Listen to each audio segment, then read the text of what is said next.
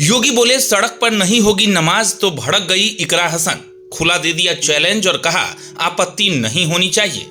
सड़क पर नमाज वैसे ही होती रहेगी, दूसरे त्योहारों का रख दिया मुद्दा।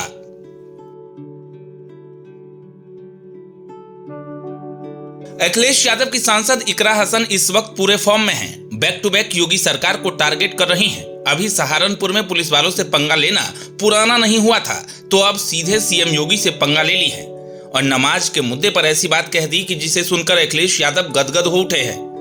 सड़क पर नमाज की शिकायत कोई पुरानी नहीं है, लेकिन जब यूपी के सीएम ने सीधे बोल दिया तो अब अखिलेश की सेना कहां रुकने वाली थी। और इस बार तो योगी बनाम अखिलेश का मुद्दा था ही, लेकिन अब इकरा हसन की एंट्री ने बीजेपी के खेमे में और बेचैनी बढ़ा दी है।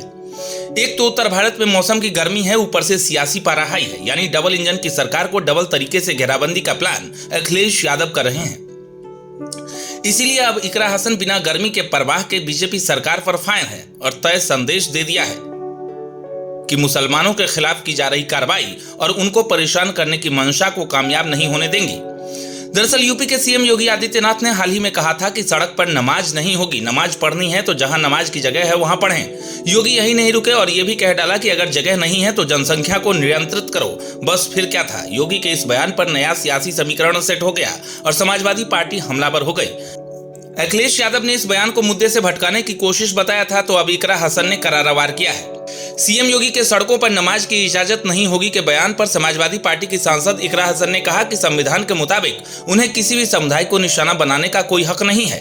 सड़कें समाज की होती है। जिस तरह सड़कों पर मनाए जाने वाले दूसरे त्योहारों पर किसी को कोई आपत्ति नहीं होती, उसी तरह 2 मिनट में पढ़ी जाने वाली नमाज पर भी कोई आपत्ति नहीं होनी चाहिए।